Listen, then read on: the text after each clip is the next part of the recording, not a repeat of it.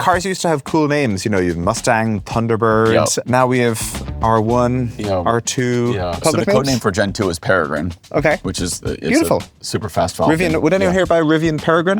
Yeah, I've seen a lot of takers. With the exception of two companies, Rivian and Tesla, every car on the road has anywhere from 50 to maybe 150 little computers that run the car. This is why you, in a normal car, cannot adjust the side mirrors from the center console. It's like 3 different completely companies. different. In 2013, 2014, I would go meet with suppliers, and CEOs of very large suppliers, and say, we're working on an electric SUV and an electric truck as a flagship product. To say laughed out of the room is probably accurate. So you know how to pour these things and everything. These are actually really easy. This is good. This is a new, now you got to go all the way. All the way? It's perfectly sized to fit. That is impressively sized. RJ Scaringe is the founder and CEO of Rivian, makers of electric trucks and SUVs. You've probably started to see Rivians out and about on the road. It's a delightful product, and how they built an independent new car company is a really interesting story. Welcome. Cheers. Yeah. The Rivian story makes no sense to me. It shouldn't have worked because, you grew up passionate about cars, nature enthusiast. You did a mechanical engineering PhD. And Rivian was not only the first company you started, it was your first job, your first, career. Yeah. Like, hardware companies are startups on hard mode. Auto companies are hardware companies on hard mode. So everything about this just seems like it shouldn't have worked out. Yeah, it's really hard. Explain yourself. Yeah, one of the things that makes starting a car company so difficult is you need a lot of hard to obtain things all at the same time. So you need billions of dollars of capital. You need a team of thousands of engineers. You need hundreds of suppliers that would want to work with you and provide components and parts. A manufacturing facility that's enormous and takes years to build. And if you had all those ingredients at the start, it would take maybe 4 or 5 years to launch the first product. But in the beginning, you have none of those ingredients. And so it really is a challenging exercise. And for me, I think the part that was probably harder than I expected was just the path to go from, we started with no capital. So to go from no capital to raising a very small amount of capital, enough to prove out like some semblance of an idea, but then to start to raise more and more capital to scale it. But it was a low probability of success. So what were the moments where, if you're following the prediction market, if you're looking on Polymarket, will Rivian succeed? What are the moments where the probability would have spiked upwards at some point? Probably 2019. 2019, Amazon invested in the company.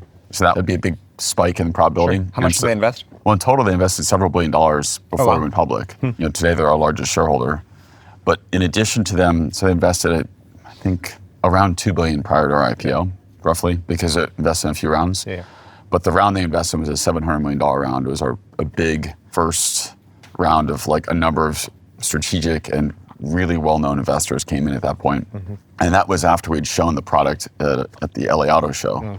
And prior to that, we'd raised a few $100 million, but we still needed quite a bit more money to launch the company. But importantly, beyond just them investing, we also put a commercial deal together where we build commercial vans for them. And so you now see them all over the place. Yeah, sure. These are the big electric vans that we build with Amazon as a lead customer, but there's other non-Amazon customers. Why did they care about electric vans? Was it their climate commitment? Was it something to do with operationally it works better? Like, why do they want Well, there's a true cost advantage to running electric vans for deliveries. So when you think about a delivery van, it spends a lot of its time sitting still. Yeah. And so not having an engine idle, not having the same service frequency and all the engine maintenance and repairs, oil changes, brake replacements, everything just goes away. So there's a real cost advantage to running EVs, but there weren't any great electric van products in the market, and certainly nothing that was designed with robustness or with their use case in mind. Okay, so they thought for their logistics operation, having a proprietary source of electric vehicles would lead to a long-term operating cost advantage. Yeah, it was wild. We from the early meetings with Amazon, we like sketched an idea on the whiteboard, and that was in like 2019, early part of 2019, we were sketching the ideas for the vehicle. And by end of 2019, we'd signed a deal to supply commercial vans. And then roughly exactly 2 years later, we launched the product. So it was an extremely fast program to go from like whiteboard to like vans delivering packages within about 2 years. Yeah. And where are those, where's production of those vans now in terms of volumes or kind of how you work with Amazon on it? It's about 10,000 or so a year. It's going to be growing. So we're bullish on the van market in the long term. I think in the short term, there's been a lot of things we didn't plan for. Yeah. We had COVID, supply chain interruption. We've seen a number of companies just be much more capital constrained in how they deployed assets to invest in, let's say, electrification or electrification infrastructure. Yeah. And so the whole commercial van space has moved slower than we thought. Yeah. But the economics are so advantaged that we're really clear on it long term being a big space. Do you already sell those vans to others? Will you sell those vans to others? We just started about a year ago selling to others. Okay. But the ramp up's been slow. Yeah. A number of, when you think of large operators of vans, very often these are not the companies that are going to take the biggest risks on technology or be on the front edge of early adoption. So we think of it as like they take smaller steps with pilots, prove the model, prove that they can support the charging infrastructure. Yes. And then once they see the economics are so advantaged, then I think many will make the switch. Yeah. Going back to the Rivian story being a bit unlikely, the other thing that seems to me is getting reliable production going is really hard. And again, it feels like the first cars that roll off the line should be super janky and unreliable and everything like that. In preparation for this episode, I've been stealing my wife's Rivian. I've been really enjoying it. And it is, you were complaining because, you were making fun of me because it's a used version that we bought, not a new version. So it's the 23 model, which is one of the earliest ones. Yeah. And it's awesome. And it works great. Yeah. And, the build quality is incredible and things like that. And so again, that's the other part to me that feels unreliable of the story. Just, it feels like that's not how hardware companies usually go. So how did you guys get the quality and reliability good out of the gate? Yeah, one of the things that's so different about building a car company versus most software, most technology companies, and for that matter, even how venture capital has been, how it's evolved and how it takes place is the first product of most startups, like usually a tech or software-centric startup, is pretty loose. It's there to demonstrate that the idea holds promise and it may not have scalability built into it, but it shows there's a product market fit, and then following that, there can be more capital invested to grow it, to add robustness to the product.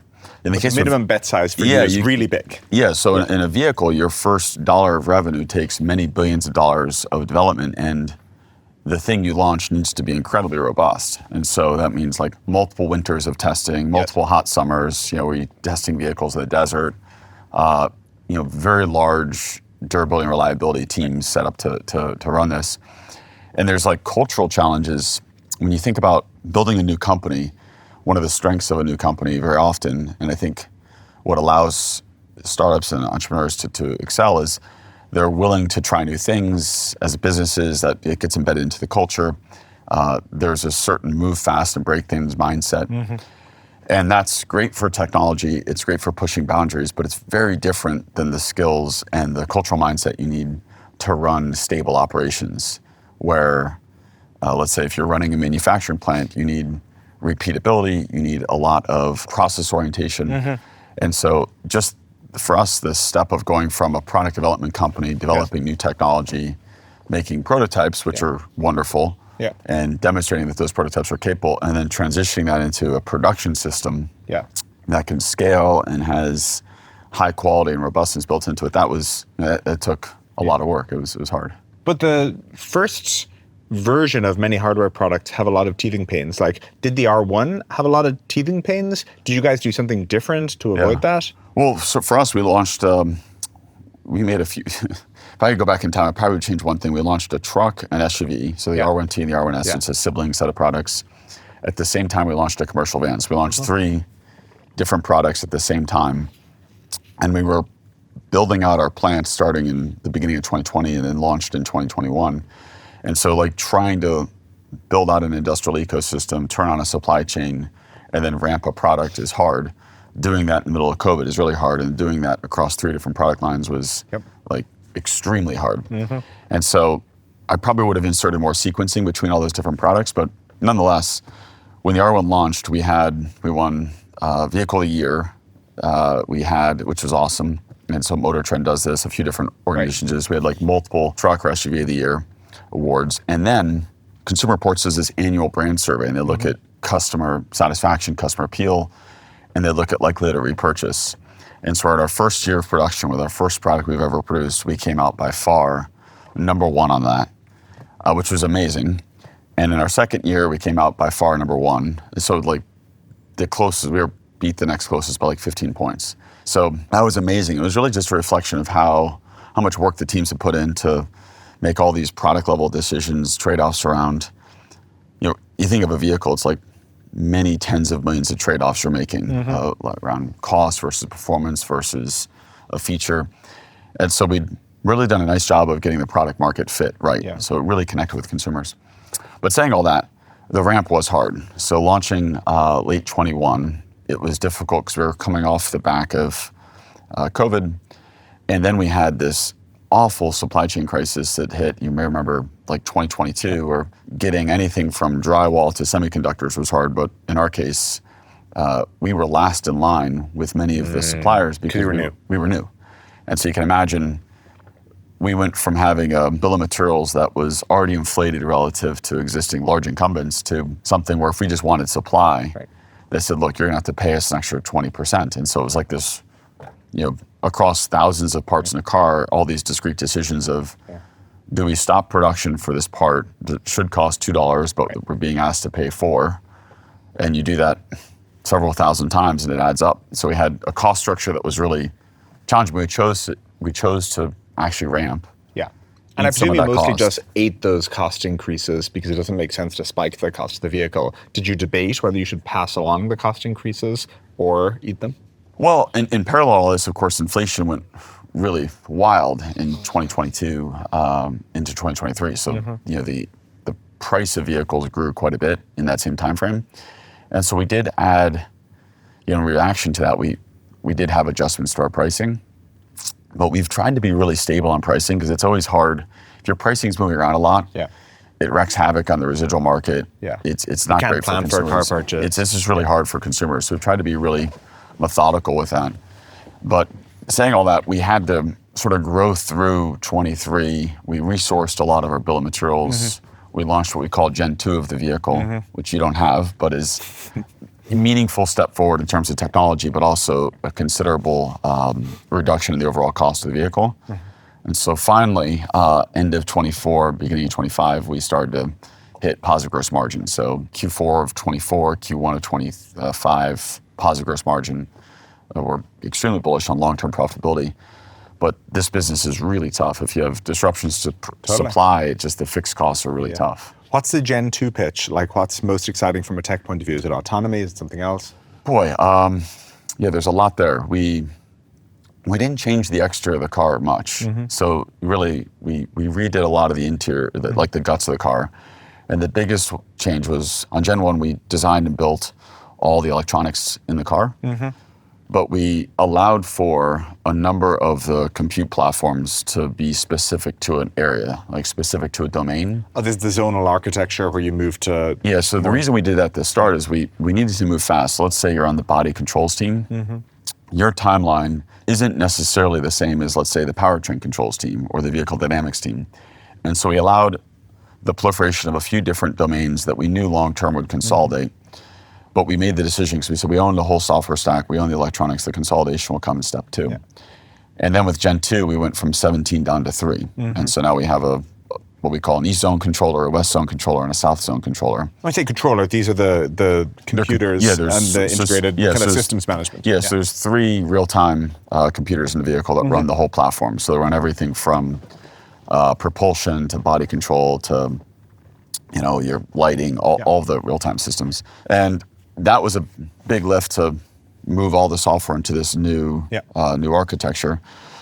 But we also used that as a chance to completely change out the way we approached autonomy. And so that effort started in actually about late 2021, where we recognized we needed to move entirely to a platform where we own the entirety of the perception stack. So all the cameras, in our case, also the radars, a much more powerful compute platform for autonomy. And launch that in a way such that we can build this large data flywheel where we can train the system, and what we often call now end-to-end training, where we have cameras, radars that feed in, that's building a large parameter, multi-billion parameter foundation model that governs how the vehicle drives, then deploy that in a distilled state back into the vehicle. So that's now in the car, and the slope of the curve in terms of progress and additional features is going to be really steep. Your Gen 1 won't have that, but Gen 2s will. But that was a huge part of the lift. And all that laid the network architecture, the consolidation of ECUs, this refactored software stack, it laid the foundation for us to do a lot of other things. So we're about to launch our lower price vehicle, which we call R2. It's the coolest thing we've ever done. It is awesome. It's a smaller SUV, 5-passenger, as I was telling you before. You will love it. If you like the R1, you'll really like the R2. But it's a starting price of $45,000. It has all the essence of a Rivian that you see in R1, but squeezed into a slightly smaller And higher package. volumes, I presume. Much higher volumes. So, Can you give us a comparison between R1 volumes and R2 volumes? so R1, the average selling price is just over $90,000, and so it's in terms of these things are always subject to boundary diagrams, but if you draw the boundary diagram around electric premium vehicles, so like premium SUVs that are over $70,000, we're by far the best-selling vehicle in that class of vehicles. So we have about 35% market share as we draw that boundary diagram. Said differently, we have the best-selling electric SUV over $70,000 in the United States. Interesting, in California and the state of Washington, we have the best-selling SUV, electric or non-electric, in California and the state of Washington. That fits with what I see out on the roads. Yeah, so if you're here in the Bay Area, like everywhere, so it is the best-selling premium SUV. But the size of the market for someone who's buying a $90,000 vehicle is just naturally more collapsed. So kind of how many R1s do you ship a year? This year we'll do, call it 40-ish. 40,000. Yeah. Okay. And so what are you tooling up for in terms of R2 production? So R2 we're going to build first in our plant in Illinois, just south of Chicago, a town called Normal. And there we'll be building up to 175,000 R2s. Wow. In addition to R1, in addition to our commercial vans. But we're also building a plant in Georgia, which will be like the further expansion. And the size of the market for R2 and then R2 variants. So there's an R3, there's other things we haven't yet announced, but there's a whole host of products that sit on that platform. It's many millions of units. It's the whole, if you think of it like the whole automotive demand space, the average price of a new car in the United States is $49,000. The most popular configuration is a 5-seat SUV or crossover. And so it's just a huge space. Okay, so you're on the cusp of a very significant ramp up. Yeah, so sort of the first step is going from, in total, call it sub 50,000 units a year. The plant will be capable of 215,000 units with just our normal Illinois facility. And then we add in Georgia, across 2 phases, another 400,000 units of capacity. We've taken the approach of very heavily vertically integrating technology. And so everything from the low voltage systems we just talked about, so the computers in the car, the software that runs on them, the perception stack, our self-driving platform, our whole infotainment platform, and then into the high voltage side, batteries, gearboxes, motors, inverters, DC-DC converters, DC-AC converters, all of that power electronics, all is done in-house. And so when you're producing less than 50,000 units a year, the engineering fixed cost and the operational fixed cost to run that is very high. So it's a structural cost challenge. But you reach an inflection. The fixed cost to run which? Well, just to run an engineering team, to engineer all that content, but it's only finding its way into a small number of vehicles. You're saying the systems are very complex, and so you want to amortize that complex So once we R&D. add volume, then it becomes this enormous structural cost advantage because we don't have, typically you have a lot of tier 1 suppliers that provide all these systems, and they add a lot of cost, and for that matter, also a lot of complexity. So because we do it all ourselves, it's all that complexity and cost is wiped away. But you need the volume to really have it make sense. It seems interesting to me that there was a gap in the market for an electric SUV. Because when you think about it, you guys were thinking about starting originally with a sports car. That's what you founded the company to start with. And my sense is that you said, the electric car company starting with a sports car idea has kind of been taken. That's exactly, So maybe we'll pivot. But I've driven the Tesla Roadster. It's not a good idea to put a ton of batteries in a sports car. It doesn't handle well. Whereas an SUV is heavy anyway. It's perfectly suited to being an electric vehicle. And so why were you guys able to arrive into the market and take what feels like the most obvious form factor for an electric vehicle? Boy, is that a good question. It's funny how things change over time. So today it seems obvious, but in like 2013, 2014, I would go meet with suppliers, and CEOs of very large suppliers and say, we're working on an electric SUV and an electric truck as a flagship product. Following that, we want to launch more affordable electric SUVs. And the lack of understanding of what an electric vehicle can do in those conditions was so extreme that it's hard to even appreciate this. I mean, I would get, to say laughed out of the room is probably accurate. I mean, it would be like, why would you make an electric SUV? And the questions would be, well, what if it has to go over a bumpy road? Or what if it needs to go through water? And so like there's this perception that you couldn't drive an electric vehicle off-road, you couldn't go through deep puddles. And so born out of that, we realized it was actually this amazing opportunity to not only say, yes, you can make an electric SUV, or yes, you can make an electric lifestyle pickup, but you can make it so much better than anything in the combustion world. And so we really had fun with that. I mean, the R1, our new quad motor R1 does 0 to 60 on the R1T, the truck, will do 0 to 60 in just under 2.5 seconds. It can manage the most complex off-road trails, like Hell's Revenge or any like the really hard stuff where you're going up, almost 45-degree angles, steep rock faces. It can do that no problem. And you can use it every day. And so like the comical thing is you pull up to a stoplight, you like look to your left and you see like a brand new Ferrari, and you're actually quicker than that car. Yes. And you've got like groceries in the front trunk, your kid's in a car seat, and like silently it just out accelerates any of those things. And then it can veer off the road and drive over a mountain. So it's just, we wanted to make this product that just completely challenged those incorrect assumptions around technology. So if you rewind to those suppliers in 2013, 2014, is what they missed? One, they were maybe thinking about the Ford F-150 market, which will be slower as adopters, but there's a very large, just general everyday SUV market and kind of outdoor enthusiast market is kind of thing one. They kind of misunderstood some of the truck market. And then secondly, you can actually make a better vehicle when you have all this abundant ship's power available to you, because especially as you get into the outdoorsy stuff, having just an abundant source of power is actually pretty nice for a lot of the other functionality. I think with electrification, we have found that, particularly early on, this has shifted, but there was this perception of what an electric vehicle buyer was. And if the description of a Rivian was, it's electric, and then you describe all these compromises, that sort of fits the historical, call it 2014 description of electric vehicle buyer. You're buying a vehicle, accepting a bunch of compromises. But we have customers today that are not buying it because it's electric. They're buying it because it's great to drive, it's fun, it's capable, it fits their lifestyle. And so no one ever got super excited about a Chevy Volt. They're like, this is the car I want. We wanted a vehicle that was like, if you're cross-shopping this with with a Porsche Cayenne Turbo or let's say like a Wrangler Rubicon, or you'd be like, wow, this is a better vehicle. And it actually does the things that the Rubicon can do, and it does the things that the Cayenne Turbo can do in one car.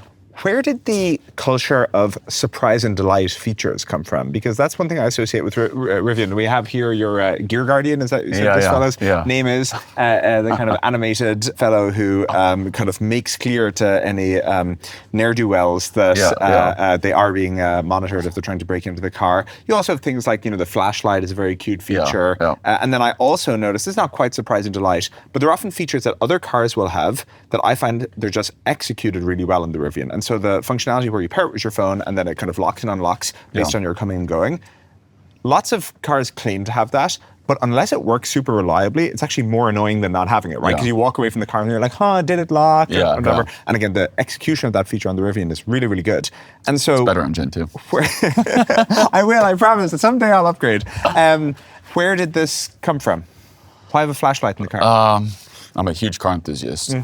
And I think that's really helpful in that I love cars. I've grown up loving them. And so like as a kid, when you're growing up reading about cars, it like connects with this emotional, almost dreamlike part of you where you're like imagining and you're dreaming of things. Like I have 3 kids now. And I ask them to sketch me what an R12 looks like or an R9 or an R23. Like the ideas they come up with are so wonderfully removed from the practicalities of what's possible, and they have all these like surprising features. Sometimes they're like wildly not possible, but we wanted to have some of that like kid-like joy built into the product. And even the aesthetics of how the vehicle looks, it's it's one of the fastest cars you could buy today, but it doesn't look mean. It looks friendly. And so we wanted the vehicle to be lovable. We wanted like a lot of, when you fall in love with something, it makes like the little things nice. And so, I mean, my kids and I were at a farm the other night, and it got dark, and we're like walking around in the cornfields, and we needed a flashlight. So it was like perfect. We walked back to the car, pulled the flashlight out of the car, and everybody that was with us was like, "How'd you get a flashlight?" I'm like, "Oh, I have one in the car. It's built in." Yeah. And so there's like those little features that they just unlock, like that made the whole night different for myself, my kids, and a bunch of other people. And so we thought about those kinds of features really carefully. What are fun features that you left on the cutting room floor that you would love to have put in, or maybe you'll do in a future car, but on R1? Yeah. Oh, I shouldn't say this here because everybody's going to say, well, bring it back. Up until very, very late in R1, we had two roof options. One's the glass roof, which is what you guys have in your car, and the other was this beautiful carbon fiber roof that, like, you could take it off the top and it fit like perfectly puzzled into the front trunk. Oh, wow. And so you get this like, now when you look up at the glass, imagine there's no glass there and it's open. So you get this really nice open air Jeep experience. Wrangler kind of. Yeah, that was really nice, especially in a car like this to have that capability. Future R1 someday we'll bring that back. That was really cool. We all lamented losing that, but it was just a lot. Again, back to complexity and launching, we decided just to manage our own complexity in that. But that was one. Now R1 has just about everything we wanted. The new quad, we brought back this we call kick steer feature, where we can use the fact that there's 4 motors in the quad, in the 4-motor version, to introduce torque vectoring to an extreme degree, where you can like pivot like the an vehicle. F22 Raptor, you have thrust vectoring. Yeah, you can pivot it on its axis. So it's really fun off-road. It's not an on-road feature. You're not going to use it on the highway, but it's quite useful not with off-road. that attitude. Yeah, not with that attitude. But so we brought that back. I think as I look at R2, there's some features on it that we didn't put in R1, but that really make R2 special. So R2 still has a flashlight, but the rear glass on the liftgate now drops. And I've been using an R2 with the kids to do like school drop-offs. And it is so cool to come up with the back glass open and the kids just throw their backpacks in through the back of the car. So I love that. And then we've added a few other like really thoughtful features around, like all the storage compartments are thought about from the perspective of like, do you have kids? Do you have pets? Do you have a backpack? Do you have a handbag? Do you have something that you need to put somewhere, and where does it go? Yeah. And increasingly, I've found in a lot of modern cars, you just don't have places for all this gear. And so we like do like personas. So like, imagine you're a backpacker. Where does all your gear go? Imagine you're commuting to the office. Where does your gear go? Imagine you've got 2 kids and a diaper bag. Where does that go? And so we really have thought about it from the perspective of users. Yeah. And that user-centric design just manifests into all these things being thought about, really. The last time I saw you, I was asking you about CarPlay, and I was saying why you guys needed that. But then I realized afterwards that I think when people say they want CarPlay, or when I said I want CarPlay, what I actually want is navigational and traffic data from a source that I trust. Yeah. And the inbuilt navigation system in a car, like, from a Mercedes or BMW or something like that, no one thinks that they have the best traffic data. And then you guys launch Google Maps, and it's awesome. It's great. How did that come about? Well, you just nailed it. This is a decision that's generated, I said there's many millions of decisions. Many of them will never get noticed, and they're just under the surface. One of those decisions that's been noticed quite a bit is the fact that we've intentionally not included CarPlay in the vehicle. And that's not to say we don't think a close partnership with Apple is important. So we have Apple Music integration. We have a bunch of Apple integrations that are yet to come, but a great relationship with the team at Apple. But there's more to say. We just felt and continue to feel very strongly around creating a consistent, fully integrated digital experience where you're not jumping between apps, let's say from like a CarPlay app back to the vehicle app. And it's quite jarring when you don't have, let's say, vehicle level controls when you're in the CarPlay environment. That view we've had since the early days. I think that's going to become even more important and more true in a world of integrated AI. So suddenly when you can talk to your vehicle and say, please, open the front trunk, please unlock the doors, lower the windows, set the temperature, take me to this place, I'm hungry, I feel like tacos, find something along the way to the charger. Like all those immersive experiences really need the full breadth of context from your mobile device, from your vehicle, from the vehicle back to you, like what's the state of charge. And trying to do that through a homogenized single layer app that works across many, many brands and by definition in some ways has to play to a lowest common denominator is really challenging. And so there's a few areas that by not having CarPlay, it generates friction. The first is maps. And so until we launched this partnership with Google, we had built our own mapping platform where we took OpenStreetMaps and we layered in a routing platform on top of that. And we had information that we would buy around traffic, but it was not going to be as good as Google. Yeah, I don't even know if it's irrational for me to not trust it, but I just notice I don't, Yeah, it's better.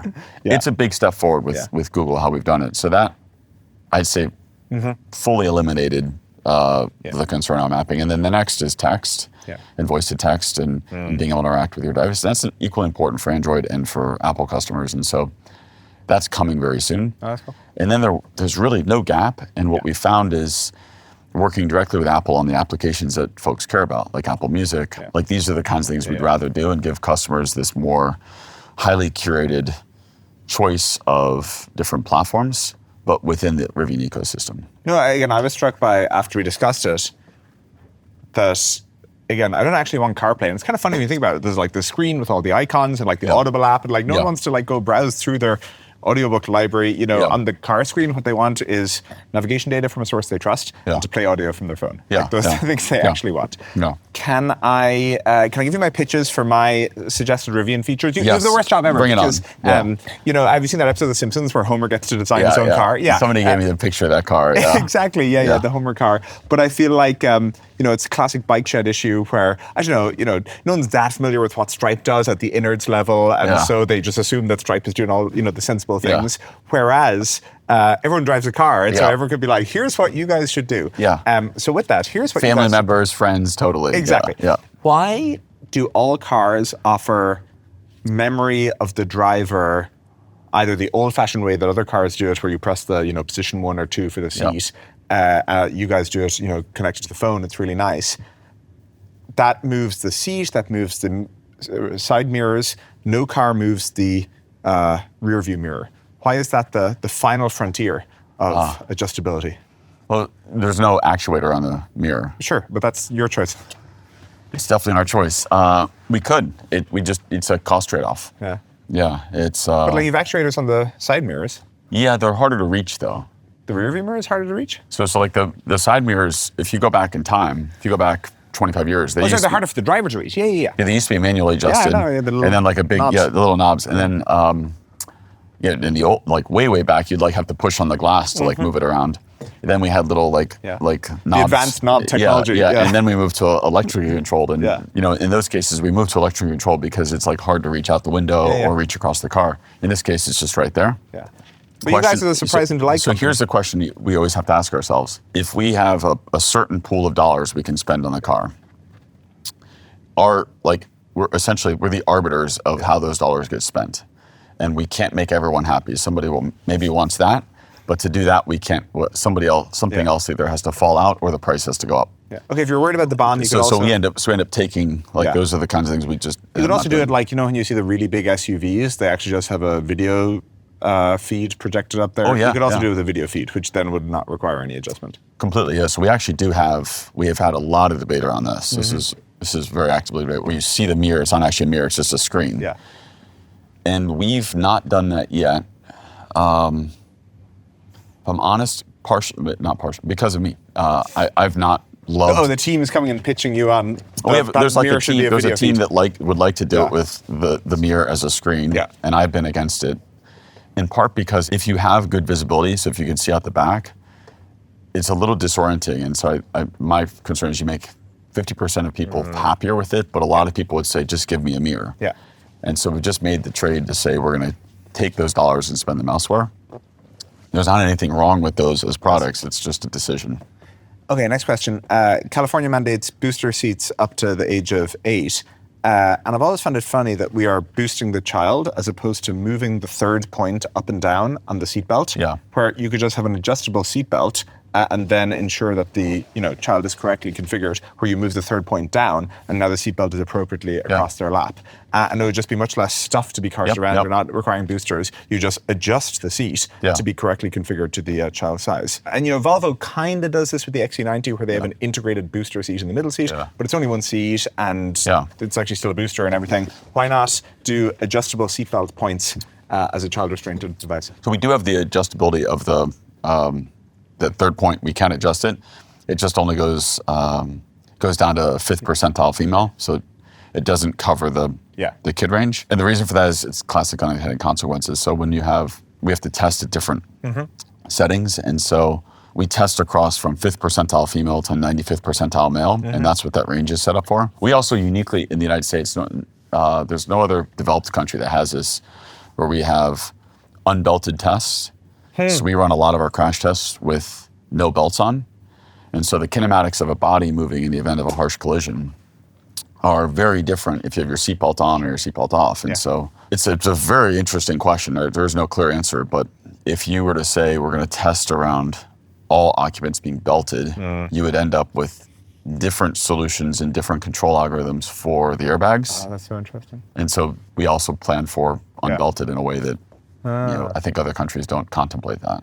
Sorry, and that is, when you say we, the United States as a certification body. United States, United States. Oh, I didn't know the United States was an outlier there. Are there places where if you could change the certification and safety rules around cars, you would make changes?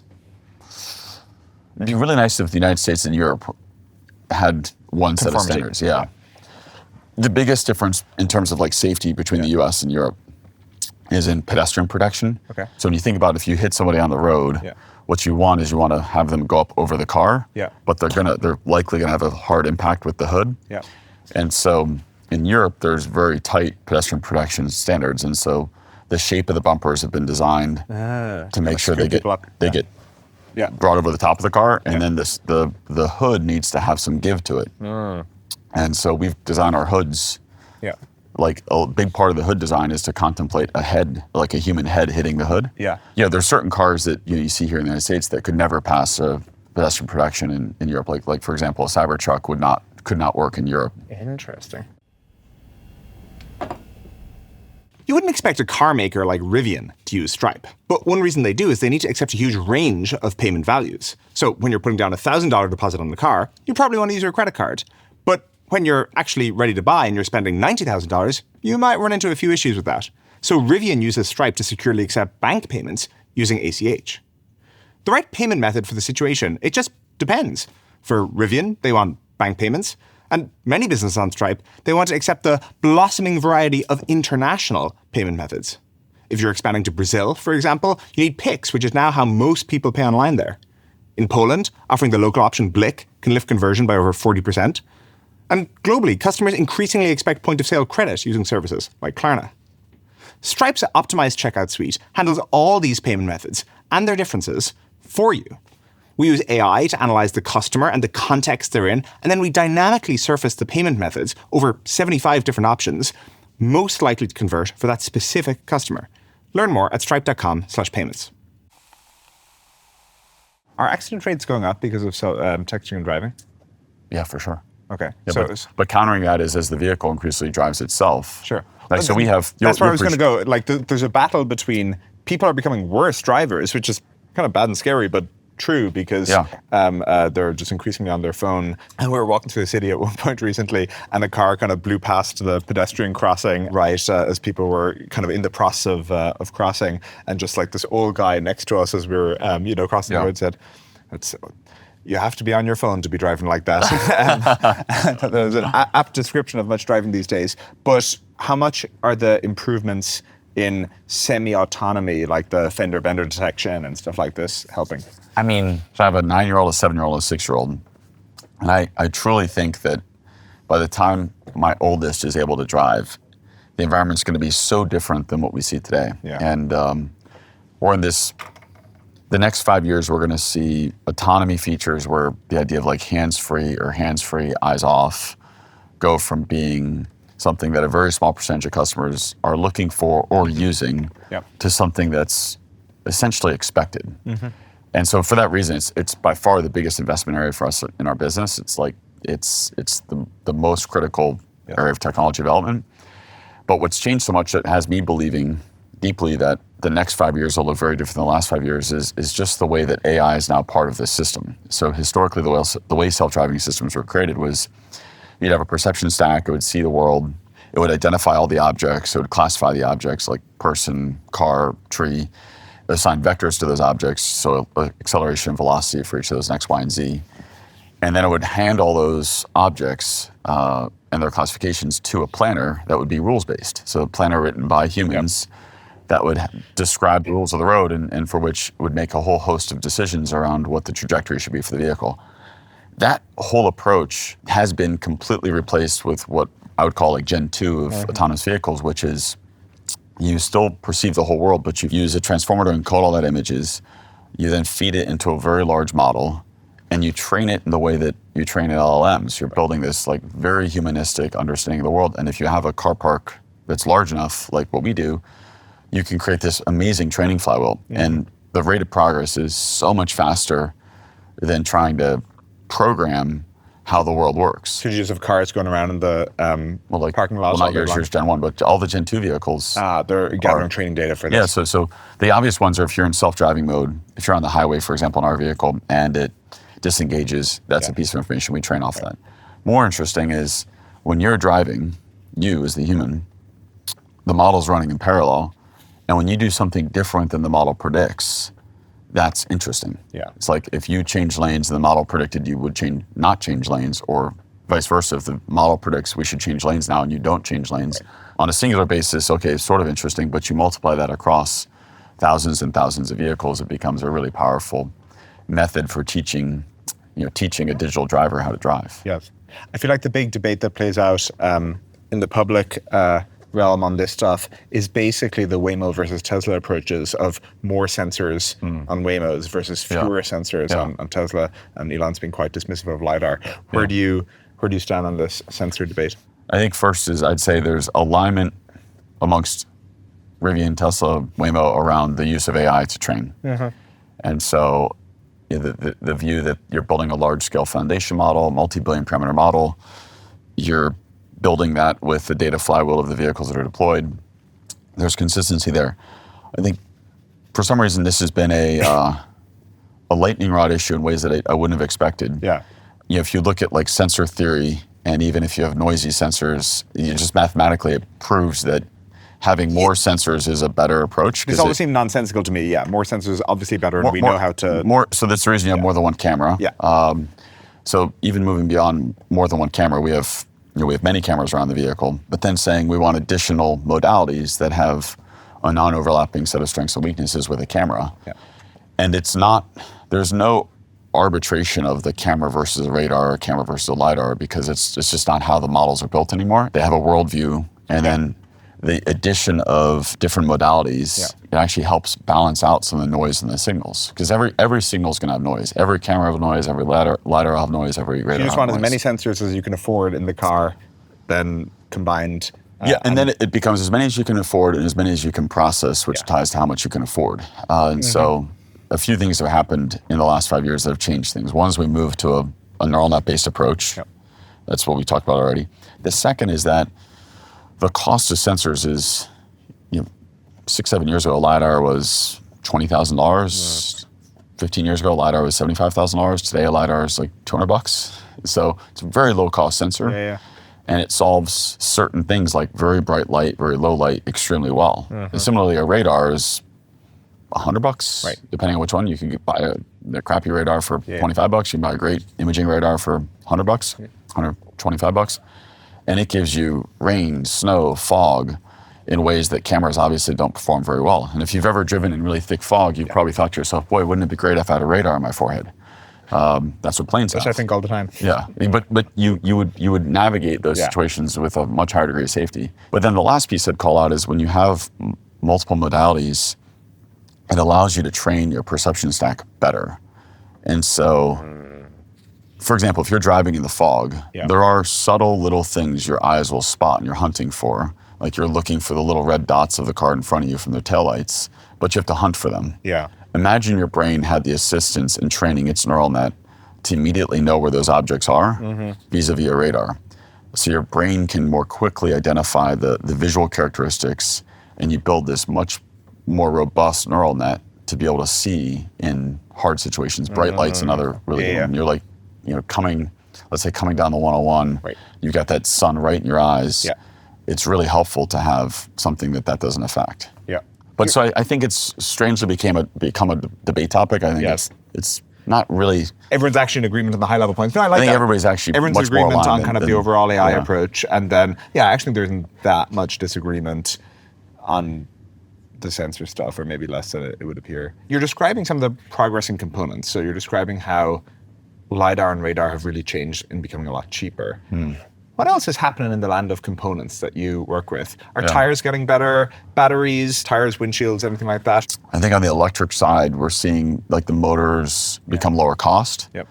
So I'll illustrate the point. What's going into R2, it's our 4th generation motor that we've designed. And so previous generations use what's called a hairpin winding in the stator. So you take copper wire, you bend it into a unique shape, and you've seen these before, I'm sure. There's like a whole ring of wires, and then to bring them together, depending on how you designed the electromechanics on it, you're welding all these little tips together.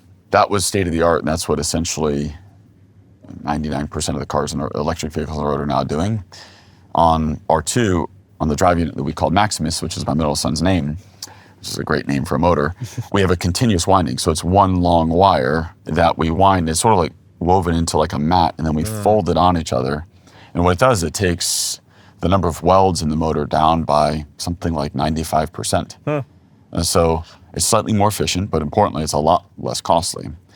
And so does it materially drive different? No, but does it allow us to continually drive the price of electric vehicles down? Yes. Okay, so a lot of components that are pretty important for electric vehicles is like a meaningful cost curve improvement happening on them. Yeah.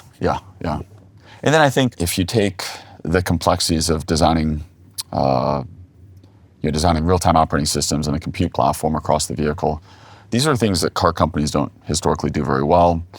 We've got, as an industry, there's this massive supplier base of tier ones that provide functions and computers alongside of them. So you buy a seat, it historically has come with a little computer.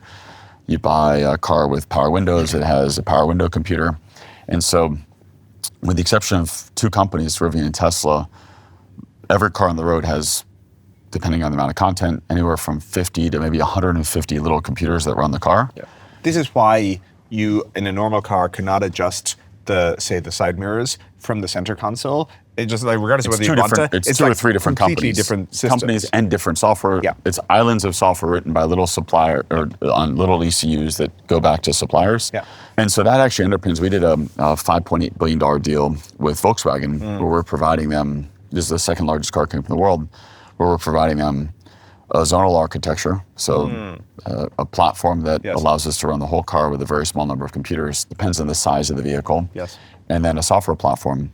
I think it's inconceivable that by, call it early 2030s, that a car company can exist at scale and maintain their market share and not have a software-defined architecture and be on an architecture for which they have, I think of the software architectures that are in cars, it's like a field of weeds. It's like you just have all these little ECUs all over the place. They're all little islands of software. You can't make updates to them. None of them are written by yourself. There's so many abstraction layers between the actual code and the manufacturer. I think that's must go away for you to be competitive in a world of AI where you want deep contextual understanding of what's happening across the vehicle and being able to create these highly immersive, highly evolving experiences that get better and better over time. So I think every car company is either going to go try to develop it themselves, which is hard because they don't typically have those skill sets. Try to source it from suppliers. That's very hard because those companies are precisely the ones that don't want to see all their little computers go away.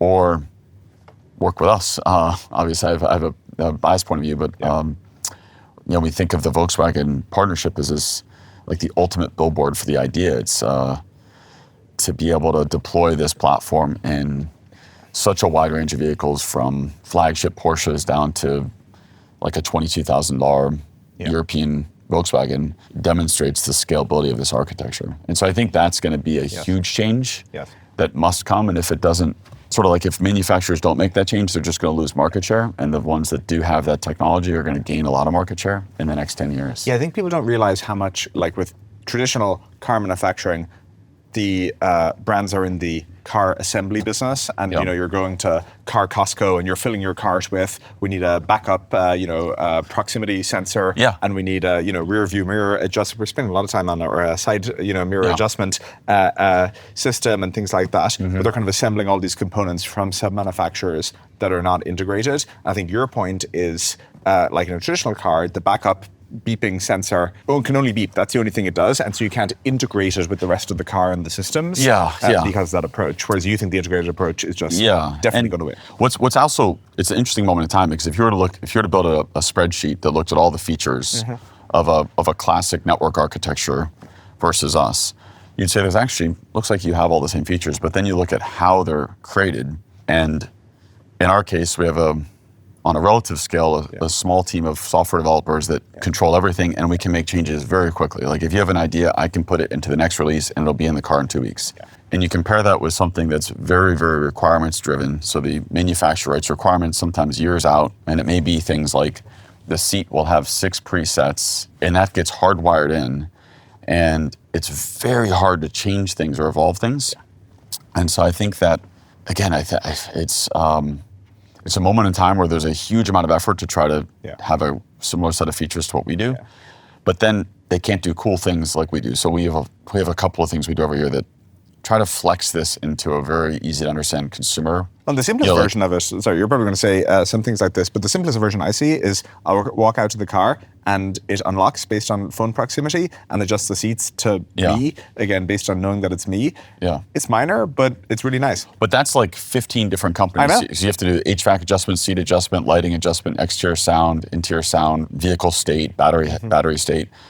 But here's where it's exciting is we can do something like a Halloween mode. So we do one every year, and the cars get dressed up. So last year we had a Knight Rider version, we had a Back to the Future version. And when you walk up to your car and it's in that mode, it does a totally different sequence. It plays, in the case of Knight Rider, like the light on the front goes, you get in the inside of the car, there's different lighting sequences, different sounds. And it's just for Halloween, but that's only possible if you control all those systems. And so we're at like the tip of the iceberg of being able to do these very immersive, very hard to recreate modes that are just, you can't do with a traditional architecture. Knight Rider was early to having a lot of on-device compute, the value of a zonal architecture and systems integration. Speaking of actually Knight Rider, there was a Pontiac Trans Am, if I recall. Cars used to have cool names, you have Mustang, Thunderbird, all these really nice names, Eldorado, very evocative. Now we have R1, R2, Model 3, X5. Why? Have we lost a bit of the sense of adventure? Could we have some? Could we? It's a good question. Evocative names? Alphanumeric versus name. We decided to just keep things simple, and we had like it's a structured name. Again, but you're a surprise and delight company. Yeah. You have a Knight Rider mode. Yeah, I don't know. Maybe we should have. Something that's befitting of an R1 or of a... We had those debates. You guys are super outdoorsy. Like Apple's taken the, Yosemite El Capitan naming scheme. But again, I feel like there's a lot all of our cars end up having code names. Can we just use the code names as the public names? So the code name for Gen 2 is Peregrine. Okay. Which is beautiful. A super fast Falcon. Rivian, would anyone here buy Rivian Peregrine? I've seen a lot of takers. But you'll laugh. So the first batch of prototypes we built, and then the first one of those vehicles of R1, like production representative, the code name for that vehicle is Avocado. So that may be less of a sellable name. Okay. I can help you with the names again, back to the bike shed point. I'm happy to advise on that. As we talk about the Rivian business, think about a car business 20 years ago, say a US manufacturer. It's, I think, regarded as a hard business, capital intensive. It's about getting to a significant number of units and market share, being disciplined on price, generally trying to move people up from sedans to higher value vehicles is, at least for the American car makers, how they try to improve the business. How should investors think about what the Rivian business is today, where there's again, the classic car business where you're trying to sell a lot of units, trying to get volumes up, and you do other stuff like you do insurance and lending and things like that. But car makers have always done that to drive more volumes. Or is the business actually very meaningfully different from a classic automaker where you have this big Volkswagen deal that sounds like a capital light, more kind of B2B side of the business?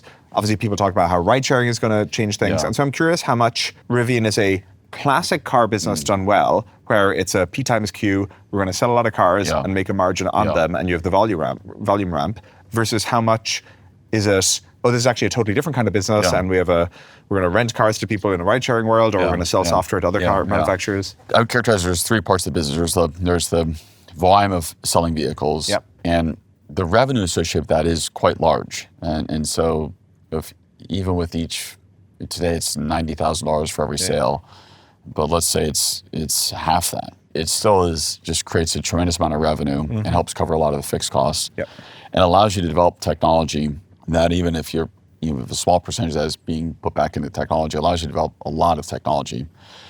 And so that's core to what we believe, and we built a brand that people really love. So we just need to get to higher volume products to pull that together. Like 200,000 R2s times 50K per is 10 million? Yeah. Of revenue. So you can really start to move up the revenue. So you can really, so this year, last year I think we were just around $5 billion. So we'll see our revenue really start to climb. And so that is absolutely a part of the business. Then there is a technology sales, and there's a lot of different ways to accomplish that, but Volkswagen's an example of that. But we look at what we're doing across our technology stack. There's a bunch of areas that we believe are things that can be monetized to generate incremental revenue, and often revenue that has a higher margin profile than, let's say, the vehicle sales. Vehicle sales, let's say that comfortably sitting at, when we get to the right steady state, 20 to 25% gross margin. And then there's a third piece, which is different business models. And a big unlock here is actually just being D2C, being direct to consumer. And so, with the exception of us and Tesla, every manufacturer today sells through distributors, and distributors then onto dealers, or in a few cases direct to dealers. But nonetheless, there's a middle layer. And I think realize there's two middle layers. It's you have to sell to distributors who sell to dealers. Yeah, often it's a distributor then to a dealer. That often draws the attention to the sale, saying, "Oh, you're paying a third party 10 to 15% to sell your car." That's true. That's a far less efficient way to sell the vehicle than having a direct relationship. But I think the unappreciated part of it is you lose out on all the business that happens post-sale. And so the service business actually becomes a very large part of our revenue generation. And if you look at car dealers, and you look at, if you know any friends that own large car dealer groups, they're very profitable. And where they make the vast majority of their money is on service. The thing you have to wrap your head around, though, is in the beginning, service is not a profitable business because you have to build, so you're investing a very large amount in building capacity, so service infrastructure, so a ton of CapEx. You have to build up a large team of service technicians. This is a huge spend category for us. And in the beginning, we're just performing warranty work. We don't really have paying service yet. But it suddenly goes from this thing that's a cost center and either feeding in as part of a warranty expense or feeding in as OpEx. And suddenly it becomes COGS and profitable COGS. And it's like an afterburner to the business because it's the car park's then at a big enough size where it just is throwing off billions of dollars a year in profit. That's the goal. That's the services side of the business we think of as quite interesting in the long term and something we protect. And it becomes even more valuable if you have a software-defined vehicle because there's an opportunity for me, think about used car. Used car is another huge profit center for the auto industry. And today when you buy a used car, if you're a business that's buying a used car to then sell to someone else, you buy it, you maybe do a 25-point check, maybe you do a 50-point check. You maybe put some sort of a stamp on it to say this has got an additional warranty, but you actually have very little understanding of what the health of the asset is, and you have no ability to incrementally improve the asset with software improvements, with the software update. We control that, so we can decide, hey, we want to invest in making software improvements that will raise the value of these vehicles. And so it allows us to play very differently in the residual space and uniquely control and have profit built into the used car business. And so that's another arm that today represents a very small percentage of our revenue. There's not a lot of used Rivian transactions. We participate in a lot of them. We buy Rivians and sell them. But in the long term, it becomes a very big business. Okay, this is very interesting. So a traditional car maker, part of why the business is hard is because you sell units and the business is kind of the least recurring revenue you can imagine where you're... All the recurring revenue somebody else gets. Exactly, and so you're always in this dogfight for next year's sales and the following year's sales, whereas you're saying you guys are selling cars and then you have, monthly active users of Rivian out there, and you have a direct service business because you have direct relationships with those customers, and that really changes the direct business, never mind the B2B stuff. It depends on the brand, but if you look at it like this, for every car that's sold, whatever its sale price is, the revenue over the life of the vehicle is generally around 2 to 2.5x the initial sale price. But that's over a 15-year time horizon. Sure, But there's a lot of revenue that happens associated with the vehicle. And of course, we know that. Think of all the businesses that exist that are not car companies that exist because of those cars. Yes. And so some of those businesses have less relevance in a EV world. So do I need to go to a Jiffy Lube to change the oil? No. But would I like to have a software update? Sure. Definitely. And so you see it's still a complex thing. There's still components that wear out. For sure. Yeah. My car is telling me to rotate my tires. Why do I need to rotate my tires? In your car, because we're biasing the front tires when you're in efficiency mode. So it's wearing the front tires a little bit faster than the rear tires. And in Gen 2, it does this dynamically? Gen 2 it can, if you put it in what we call the all-purpose mode. And then R2 is even better. It's like, because the way we do it dynamically is we I'll go deep here for just 1 second. So it's a permanent magnet motor. And so a permanent magnet motor generates losses if it's spinning. And so what we do is when you're in conserve mode, it automatically disconnects the rear axle. And so you're using just the front. On Gen 2 with the dual motor, we dynamically disconnect the rear axle, even in all purpose. And then on R2, we've been able to make it so fast that it connects and disconnects, so you don't even know it's happening. So you can be in it feels really sporty because when you hit the throttle, it all very, very quickly connects everything. Oh, that's But you have to mechanically disconnect the rear axle. So you think of can you do that in 140 milliseconds? It's a lot of stuff to do in 140 milliseconds. And going to two-wheel drive rather than four-wheel drive, that's an efficiency thing? Yeah, because you turn off, you completely disconnect the motors. So there's no losses associated with spinning the permanent magnet machine. Interesting. Okay. The big EV story of the past 10 years has been the China ramp up. Why? Obviously, the Chinese EVs are cheap, but they're also very good. How did China get so good at EVs, and how does the US continue to be competitive with the global market? Obviously, the US is protected as a market, but as you think about winning other countries, say Europe. Europe in particular, So there's two pieces of the China story, and I think the one that we often are drawn to is the cost story. And so one of the things about the car industry, I should say, is everybody buys everybody's products, and so you can go buy. If it's on the market, you can buy it. So everyone buys them. They take them apart. This is Jim Farley talking about EVs. On the mechanical side, there's nothing that's not seen by every car company. So when we launch R2, everyone will have it. Everyone will take it apart. And so what I call out is that there's not any magic that's happening in terms of how Chinese vehicles are manufactured. The processes, the design of the components and the systems, there's high degrees of overlap. In some cases, very similar to what we have here in the U.S. and very similar to some of the things we've done within Rivian, or if you look at comparisons to Tesla or others. There's obviously they've clean designs, so they have great part consolidation, part elimination, but there's not something that you look at and say, oh, aha, this is how the cost has come down. And what's driven the cost down is that you have the compounding benefits of much lower cost of capital across not just the manufacturer, the vehicle manufacturer, but across their whole supply chain. So tier 1, tier 2, tier 3. Everyone's cost of capital is, in some cases, zero or close to zero, because a lot of that capital is provided by the local government, and in some of the larger companies' cases, the federal government, or their equivalent of the federal government. And then you have a much lower cost of labor. And you put those two things together and you multiply it across every part all the way down to every source of raw material. It just ends up with a cost structure that's very advantaged relative to the Western world, particularly very advantaged relative to the United States.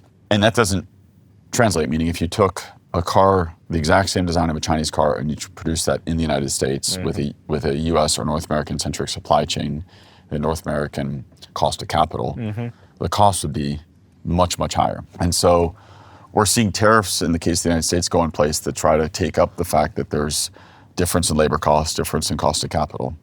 I think Europe's a big question as to what happens there. But depending on how those regulations fall, if there's zero trade friction between, let's say, a country and China, more production in the fullness of time, will shift to China because of those advantages: the lower cost of labor, lower cost of capital. But is it not just the cost structure? Because you've seen the videos of like the Neo, the champagne glasses on the. So that's the second part. Okay. So that's the second thing. This is the part that I think, I'm glad you touched on this. This is the part that's actually everyone should be taking note of, which is the technology is very good. And this isn't true for every Chinese car, but there's a subset of the Chinese brands that have done an excellent job.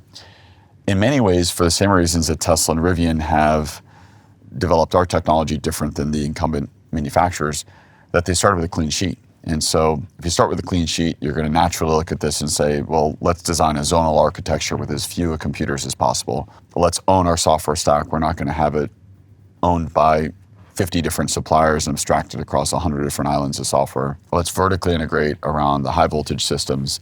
And so you end up making a lot of these very logical first principles decisions in ways that are not too different from a Rivian or not too different from a Tesla. And then because the cost structure is such, they've been able to say yes, in some cases, to more features. You know, they haven't done the powered even they have not done the powered. They haven't done that mirror. yet. But there are adjusts. But but you can see they've said yes to more features. Yes.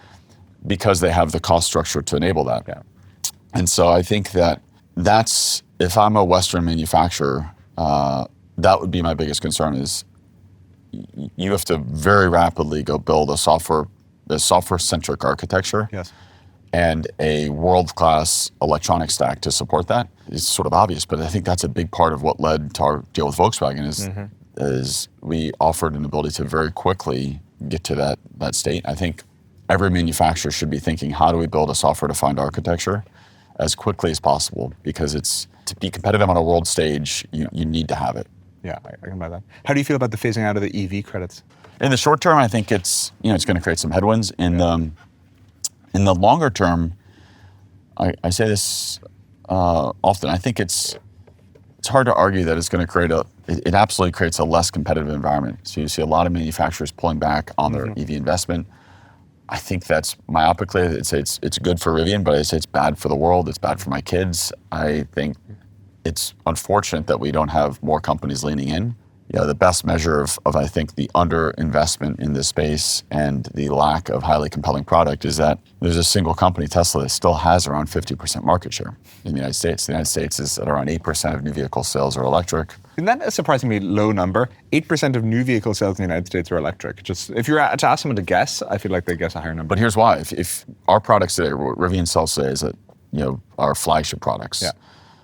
I really believe that R2 will expand the 8%. But if I'm buying a vehicle and I want to spend less than $50K, there's hundreds of choices in the ICE world. I can get sedans, I can get coupes, I can get convertibles, I can get minivans, I can get crossovers, SUVs, all these different choices, different brands.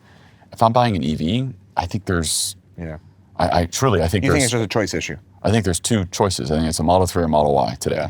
And everything else is, there's maybe a few that are getting close. And but everyone clearly likes crossovers, judging from the internal combustion world. And so I think for the first time with R2, you'll have a choice that's highly compelling, that's not a Tesla. That's not to say anything negative about Tesla. It's Will the just R2 be the customers' first choice. affordable crossover? There's others. I'd say it's going to be the first highly compelling, affordable. That's the key part is you need it to be highly compelling. And so there's been a number of EV launches from existing manufacturers that haven't gone that well. And I think we get the causality backwards. We say, it's because customers aren't ready to buy EVs. And I say, well, no, it's because the EV is not that compelling. Yeah. And the existence proof that if you have a highly compelling product, there will be a lot of demand is Tesla. Yeah. The Model Y is one of the best-selling cars in the world. Now, we just need to have 20 other choices in order to start to really make a dent. And then if you compare this to China, where there is a lot more choice, China is a 3.5, 4 times higher level of adoption of electrification than we are, and the slope of the curve is very steep. We have a choice issue here in the US, is our view. Last question, where did the name Rivian come from? So Rivian is a play on words. I grew up on the Indian River, and so it's the first 3 letters of the word river, and the last 3 letters of the word Indian, I-A-N. We came up with all these different ideas, but we wanted something that was phonetically smooth and nice, but didn't mean anything in any language. Indian River. Now it's so natural, but when we first started using it, it was like, is that right? It's a great name. It sounds really nice. All right. Well, RJ, thank you. Thanks. Super fun. Yeah, it's fun.